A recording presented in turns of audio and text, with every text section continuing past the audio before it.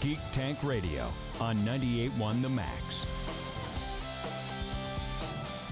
Welcome, everyone. We are the Geek Patrol, and our microphones don't have a stun setting. I'm Joe Thorderson here with my buddy Brandon Olmstead, and Max is on assignment, quote unquote. Max is his own entity. You know, you never know when he's going to be here anymore. He moves around in mysterious ways, but he showed me how to do this. I mean, you know, we can do this in a pinch. I mean, I'm going to say the worst thing that could happen is I have to fire you. Yeah, it's a big deal. So it's like, okay, hey, Brandon, you know, I'm sorry. Just the whole idea, you know, it's like the number of people who would like saddle up and go, hey, you need another host? I'm already getting that with Alan being gone. It's like I've got people going, hey, if you ever need an extra voice, I'm like going, yeah, well, you know, maybe. We'll see. We're very selective. We've learned. So, but, well, hey, Brandon, I think we're going to get gritty and street level today in more ways than one. In the real world and in Marvel. You know, Marvel you universe. keep saying the real world, and I don't think he really exists within the real world.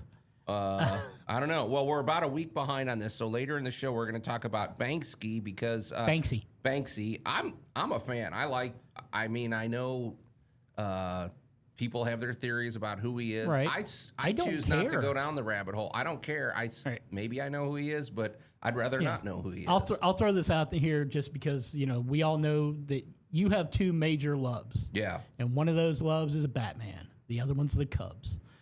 But when Batman tried to reveal himself to Gordon during the No Man's Land storyline, or it might have been Cataclysm, but he, you know, Gordon turned around. He didn't want to know who he was. And I kind of feel the same way about Banksy. Yeah. I don't want to know who he is. But this might be his best stunt ever. So, and we're about 2 weeks behind on it. But Right. So what? I was traveling. You were traveling. both I was doing hunting stuff. down Kit Kats. It's a thing. But in the Marvel Cinematic Universe, okay, you haven't seen Daredevil yet, and No. I don't want to comment too heavily on it because I've got strong opinions. But you can go ahead and share your strong opinions because I don't care about spoilers, and I'm going to be 100% honest with everybody. I have sat down many, many times, you know, logged in to my Disney Plus account, gone to watch Daredevil, and then something else that's on, you know, my landing page gets my attention. I'm like going, ooh, I'd rather watch this. Maybe that's a discussion down the road too, because ever since Disney Plus changed their format, I only signed up for it again because of Daredevil, right. Which now I feel cheated. But anyway, it's like, but I don't know, changing the layout I think is important. I mean, I think it's hurt them actually. I don't think it's hurt them at all. I think it's hurt It's hurt me. It may have hurt you, but I'm going to tell you this: your landing page is based upon things that you've watched and suggestions that would come about were there. And if you decide, you know what, Marvel's kind of lame, it's gotten really boring, it's the same thing over and over again, and you stop watching it, they know. And they start recommending better things like Send Help or The Artful Dodger, which if you haven't watched it, 2 seasons, it's amazingly entertaining. But, you know, it's like I watched Inhumans and Runaways recently. Huh. It's like, these are old shows now, and I'm going to say it, like, if you don't go into it with the Marvel serious thing, Inhumans is actually kind of fun. Right. I hated it the first time when it was airing, but my wife started watching it recently, and I'd sit down and I'd go, all right, okay. I don't remember it being this enjoyable, and maybe it's because I don't have those expectations for Marvel anymore. Well, that's the thing. And if you have low expectations, you can probably enjoy a lot of things. And Cloak and Dagger, if you haven't watched it, is really good and probably one of the closest source material things Marvel ever put out. Okay. All right. Well, so we got kind of a wide variety. But hey, Brandon, The Punisher came out, and folks, it's just one episode, so we're gonna have spoilers. Get over it. But, don't watch it with your kids. No. But don't. Let me bring that back. Don't let your kids watch it. It's bad. It's I would gory. not want. I wouldn't want my teenagers seeing that. This is bad stuff, man. I'm not going to be watching this whole series. It's not going to be a series. It's never been intended to be. It's always been a one shot. Oh, it is? Yeah. Okay. Kind of like Werewolf by Night. Okay. Well, Brandon, you want to just what's it called again? It's Punisher. Punisher: One Last Kill. Okay.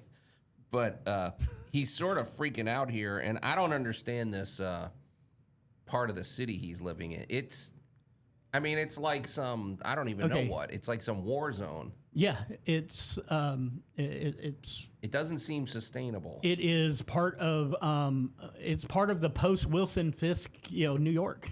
Okay, but how long could that actually last? In the comics. It lasted quite a while. Oh wow! I mean, Daredevil had to take the hand in there and take over the city. Kind of took a while. Well, it's like because they killed these crime. I guess Punisher killed the main crime family, which they ran that part of town. But the only upside was there was less crime because they didn't tolerate little street thugs, bothering people and stuff, right? Yeah, well, I think what's happened is that with the Nucci's kept order, but they did it through tyranny. Yeah. Just like Fisk did. But it's like. You see the whole fallout. I mean, and a lot of this fallout does come because of Daredevil season 2. So you have to watch Daredevil season 2 for this. So. No, if you have questions about the crime, then yes, because they mentioned that in the beginning. Okay, all right. Well, so you didn't watch Daredevil season, or you haven't finished the season, but you can kind of. I haven't started season 2, and I don't care to. All right. Well, so what are we going to do with this, Brandon? Do you have any comments about? Yeah, we're going to talk about the Punisher. All right. Well, that's what I was trying to get out of you, man. Boy, isn't this segment over? No, we still got another minute. Okay, so guys, Frank is home. We need Max here. No, we don't. Yeah. Frank is home, and we've got a situation where he is hallucinating. His former teammates that all died while he was, in the military. His team, who is dead, are talking to him, and they're making fun of him about the fact that he's being weak. He can't make the decisions. He's going through it hard with the PTSD. And I mean, I've never had freaking out. I mean, I've never been in war. I've been around shootings, but I've never been in war, so I can't think about what Frank's actually going through. Well, so that part was sort of interesting, the hallucinations. I kind of enjoyed that, and he did a good job in portraying that. But and then it gets going to get really ugly after that. So stand by. You're listening to Geek Tank Radio on 98.1 The Max. The Geek Patrol is back. And welcome back to Geek Tank Radio, everybody. I'm Joe Thorderson here with my buddy Brandon Olmstead, and Max is out doing whatever he's doing today, so we're holding down the fort. You might have noticed that in the first segment. Little miscommunication there, Brandon. And you're not supposed to call attention to things like that, and yet I do it every time. Right. So, in fairness, Phil Henry does the same thing. He calls out if Margaret Gray misspeaks, he calls her out. So whatever. I don't think our listeners are going to get upset if we call something out. Yeah, that's just the way we do it. I mean, street level, like we said. And I'm gonna quote the holy scripture of Cumulus. Yeah. Remember, the reason they wanted us is we didn't sound like everybody else on the radio. So like polished. Yeah. So guys, I mean that's part of our charm. Hey Brandon, but we're talking today about the we're going to talk about a little more about the Punisher, and then later about Banksy, because that was a cool one. But Brandon, man, does this Here's what I'll say. All right. You know those Martin Scorsese movies, like where the violence is so disturbing and shocking, you can't get it out of your head, right? Right. But I think it's kind of a cheat. Like I could come up with that. It's like, okay. This episode, the violence, I'm like, okay, you know what we're talking about in the first 5 minutes of this show. Yeah, I was amazed dude. I'm gonna straight up say it, man. It's like from the moment he tosses the dog in front of the garbage truck. Yeah. And don't worry, guys. It doesn't show it, but if you are triggered, if you're an animal, if you're triggered by violence towards animals so much that you would go to the website "Does the Dog Die," which is a genuine website. Yeah. You're not gonna make it through the first few minutes of this because.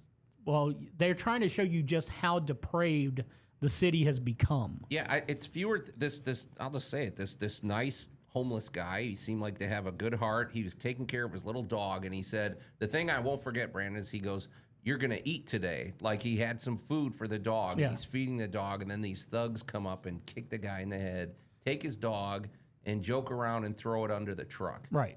okay, that's about as evil as you. Oh yeah, and this and so.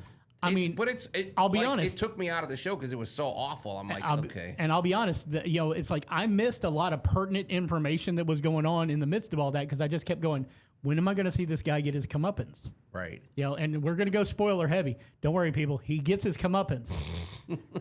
Well, you knew he would. I think Frank was actually a little too easy on him, but that's just me.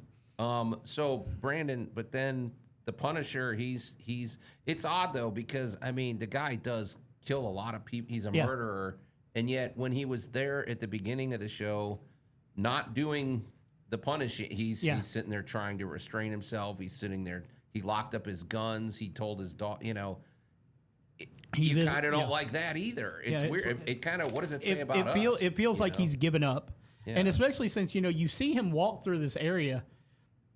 And all this horrible stuff's going on, and he's just moving through life. Coffee. And it does. It kind of, you start thinking about it's like, how many, maybe, did I miss something? Should I be more active? Should I, but we have, as a society, and we've seen it, especially in the past 5 or 6 years, we get pretty apathetic about the things that go on around us. I kind of love the fact that our city is getting galvanized behind a cause. Yeah. It's a very righteous cause, and I'm a part of it. But at the same time, you start thinking about, it's like, well, do I ignore the things that are going on around me? Do I zone out and not realize that there's things I should be doing that, I'm not doing? And you see that because we know who the Punisher is. Yeah. We know what the Punisher can do. He had 2 seasons of his own show. He's been very prominent in Daredevil, but he is kind of like, nope, I'm out of this. I'm not doing this anymore. It's odd though because the Punisher is kind of a disturbing character in the sense of what he gets us thinking about. Because it's like I don't know. It's like you can't just go around killing people, right? But he only really kills the bad people, right? And it's like you wonder if there's this sort of thing of I don't know in nature. Like there's some predators and the there's apex some predator. Yeah, and it's like it keeps the ecosystem going. But it's I don't know, man. The violence was really over the top. We're gonna step back into violence on this for a minute. But I mean, have you seen Cocaine Bear? No, okay. That's think about it. No. There's a moment where you get into a certain part of the movie and you find out that the bear is trying to protect its cubs. Okay. And didn't it still get all the drugs? And well, everything? I mean, it wasn't its fault that it ended up with all those drugs. So it's actually like the Horta from Star Trek or something. Yeah, that is a really good comparison. Sounds like what they ripped it off from. Well, Cocaine Bear was ripped off from an actual case about a bear. Yeah. Eating a lot of cocaine and then dying, but it was like, well, what would have happened if the bear went on a rampage? Well, the bear still only eats a bunch of people who are doing bad things. Only the bad people, right? But I don't know. But Brandon, the violence is pretty bad. But then he goes back to basically he finds that he needs to do this. The world needs him to be the Punisher. Does it though, or does he need to be the Punisher? Well, it sounds like he was going insane. Well, he was gonna off himself at one point in the show, right? And he sees a vision of his daughter, right? And then, I think it comes down to it when Ma Nucci, who is played by Judith Light. So, I mean, if anybody's ever wanted to know the true answer to who's the boss, it's she was great. Yeah, she was awesome. Usually you see her, she's this sweet, the nice business but lady and everything. She was so sadistic. Yeah. That scene where she's staring out of the back of the window of her car while she's watching this, the area just basically implode into a giant, just societal drop off, I guess. There's no real word for the amount of violence that's going on in that scene. Yeah, and somehow he manages to get out of it. There's like 500 people after him, and he gets rid of them all. But I don't know. Now I'm not the target audience for the Punisher, but if for the Punisher fans, how does this hold up? I think the Punisher fans from what I've read, a lot of them are kind of torn. Okay, they love the violence, they love the Garth Ennis type texture to it, but they're upset about Frank's PTSD story. Oh. And then those of us that are MCU fans are the opposite. So man up and start killing people. Okay, that's not how we end an episode. You're listening to Geek Tank Radio on 98.1 The Max. The Geek Patrol is back. And welcome back to Geek Tank Radio, everybody. I'm Joe Thorderson here with my buddy Brandon Olmstead, and Max is off duty today. And hey, Brandon, are we okay with the way we ended that segment? We're kidding, folks, about the Punisher. Yeah, it's like... We're not inciting. The Punisher is not a role model. We're not endorsing vigilantism. Yeah. Except when it comes to Banksy. Well, is this Banksy. vigilant? This is art. This is one of these days. level, I'm going to get you to say it right. Banksy. Banksy. There's no K. Okay. Well, there is a K, but it's before the S, not after. Well, we're a couple weeks late on this, but we were both doing things, and I was out of town and everything. But okay, Brandon. Okay. You know me. Right. I don't want to get political on this show, and you don't really have to. But here's the thing. I'll take the brunt for you. If anybody wants to get mad because you can't talk about art without it being a little political. It's going to be a little bit. Art is always going to be political, and if anybody has a problem with politics within their art, especially with ambush style art like this, where it's not there one day and the next day you get up and it's there, guys, there's always a message behind it, and whether you see it as political or not is a whole nother story, but most often you're going to find that politics drives art and creation. It always will. Well, here's the thing. We've wondered in life. It's like, we've had Batman for 80 years or so. And you wonder, why hasn't anybody actually become like somebody like Batman? But Banksy in the art world is kind of as close to that as you get. He's pretty close, yeah.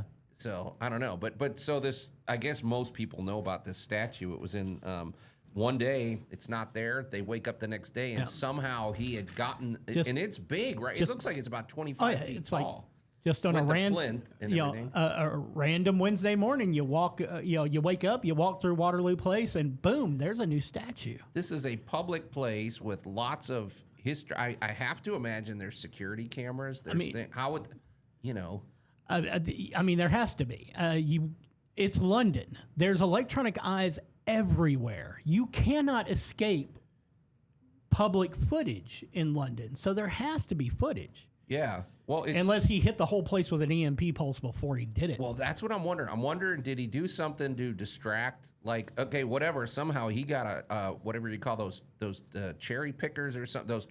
Those cranes, because this thing the cement plinth has to weigh a ton. And then there's no doubt. And then this statue, I think he made it out of resin, but and then people wake up and it's right by the Florence Nightingale statue and King Edward VII, and there's so much in there. Dukes, lords, more statues, the Crimean War Memorial. It's packed with heritage and culture. So there's got to be people with their eyes on it the whole time, and he still got in there and got that done. And somehow, but Brandon, some of his stuff's more like, some of it's just goofy. It's like a gorilla lifting up something, and the girl with whatever. The balloon, right? I mean, you got to start small. This one's kind of funny, but honestly, it's pretty profound in my opinion. It's this, and it's got a great sense of movement and everything. But it's basically, folks, if you haven't seen it, it's this.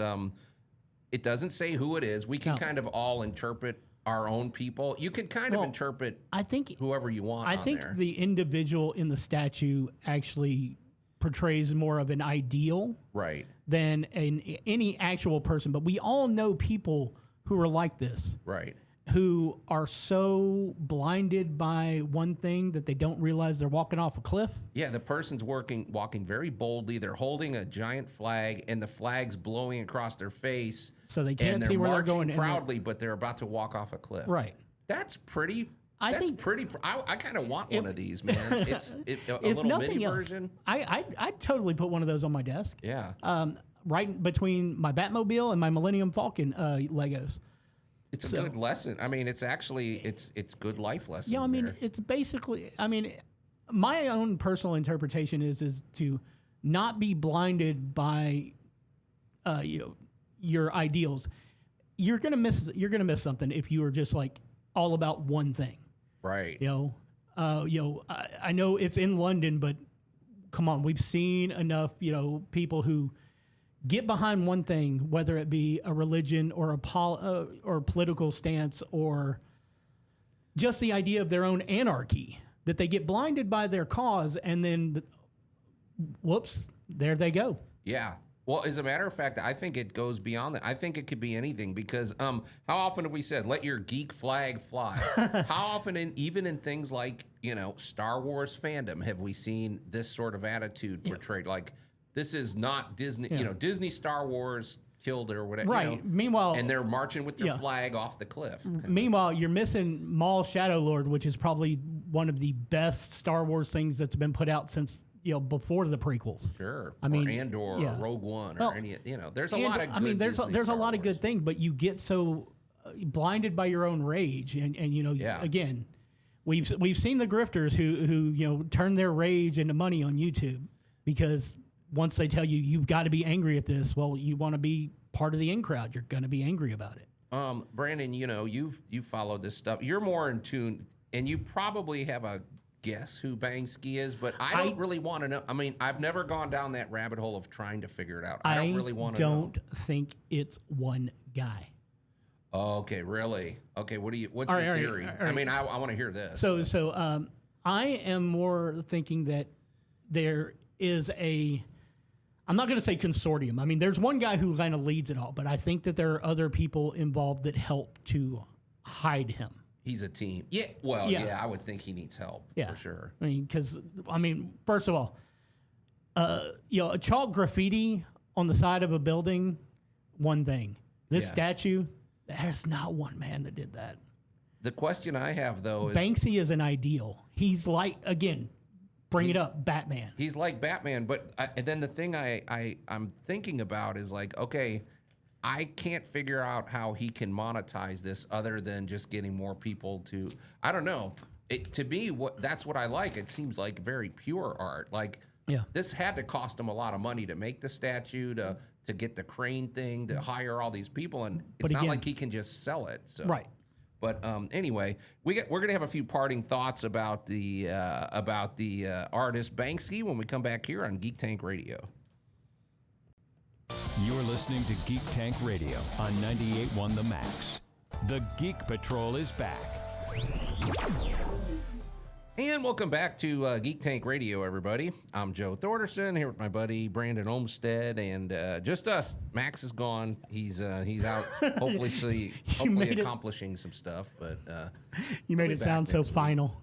No, he does things, and hey, in this digital world, Brandon, we got to be self-sufficient. I agree. We got to be guerrilla artists, able to adapt to the situation, just like Banksy. Banksy. I keep. Okay. It's gonna be all right. Well, what's interesting, Brandon? We were talking about this statue that he put up and everything, and we know there's copycats. Nobody really quite does it like him. No. And you've got a theory that we know he's got supporters, but you think it's a team. I think the Banksy creates the art, and then there's other people who get it to where it needs to be and how it needs to be. Right. And I was commenting, I'm like, I don't really know how you can monetize this at the moment. Right. Somebody would pay a fortune for that statue. That would sell for millions eventually. But But he's doing okay too. He's sold art in other ways, but a lot of his street art is literally just on the side of a building, and I don't really know how he cashes in on that, right? So I like it. There's a certain purity with what he does. Right. It does not seem like he's in it for the money. I don't even think he's in it for the fame, or else he'd have already been unmasked. I think he is making us think. And I think that's the reward that he gets from it, is the fact that he's making us think. Yeah, throughout history, that's sort of the job of the artist and the musician and everybody. It's like they kind of hold a mirror up to society and everything. But Brandon, it's kind of interesting. We haven't talked about this in a while. The funny thing is, art. It's hard to look at a thing and go, okay, well, why did this painting sell for $80 million and this one here seems better executed, and that one sold for like $200 or something. Yeah, like what is the value all about? A banana duct taped to a wall, right, is art. And I didn't make. I'm not throwing something out there. This is genuinely a thing. It was a banana duct taped to a wall. No, we know. And that was a big debate. But that was the thing. It's like the conversation is the art. What do you mean by that? All right, so art doesn't exist in a vacuum. Right. There is the whole you put your passion, your love, your materials, and everything into making a piece of art. But that's only a small, and in some cases it's the most significant, but may not be the overall goal being the product. Once it's there, then it inspires conversation. Yeah. It inspires mental acuity that you would have never thought to ask. So what makes a banana duct taped to a wall art? Yeah. And then you get into it, and of course I love the ones where you're at an art museum, you're at a showing, and somebody's rattling off what they think that the art means, and someone's arguing with them. It's like, well, that's not what that means. And then if you ever talk to the artist, they'll tell you what it means, and it's nowhere near what either of these other two guys were saying. But it's about what it's. This also goes. I mean, this is a thing that's been said a lot lately. Impact trumps intent. Yeah. No matter what the artist meant by doing whatever they did, the inspiration that it's put into other people, the way it makes them feel, the impact it has on them, and the conversations that will be had over the art. I mean, nothing inspires those conversations like art does. Yeah. We can debate politics, religion, monetary things, the Cubs all day long. Yeah. But the thing about art is that it does affect us all differently.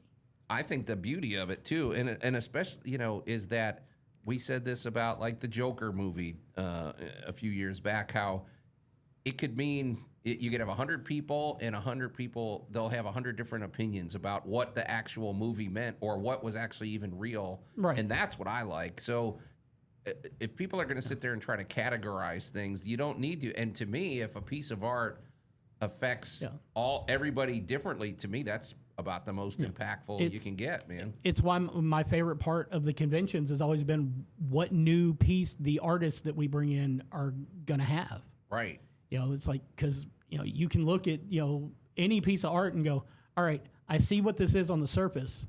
And then you start feeling what the art means. Yeah. And it's going to be unique to you as opposed to the other 300 people who walked by that booth that day. And let's face it, if everybody knew who Banksy was and he had some studio where you could go visit and they're filming him and he's like, I'm going to make this statue here and this is my opinion about what it is and here's the symbolism and all this, who would care? Well, it becomes... I wouldn't care. There's that point where art becomes performative. Yeah. And that doesn't make it any less art, but there's a purity that you lose when you know that they're doing it for the monetization. Yeah.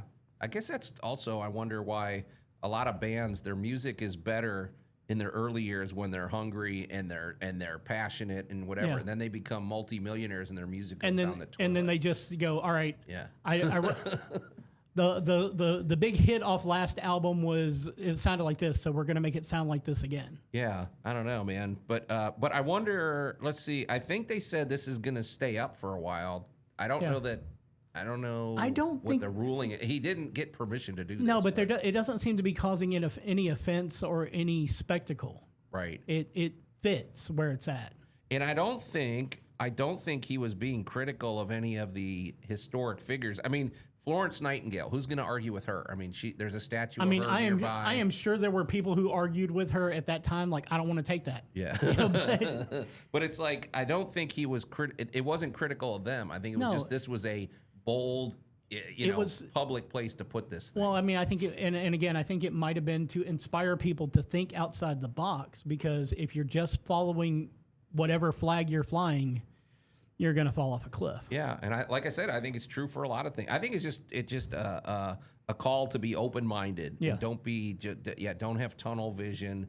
or you're going to walk off a cliff. Right. And guys, we'd love to hear what you think it means. Yeah, absolutely. So, but we'll be, trust me, we'll be following Banksy's career with great interest. Forever. So, but not today, Brandon, because the show's over and we got to go. So until next week, we are the Geek Patrol, and I am Joe Thorderson. And I am Brandon Olmsted, leaving you to ponder, do I really need a stinger if it's only the two of us?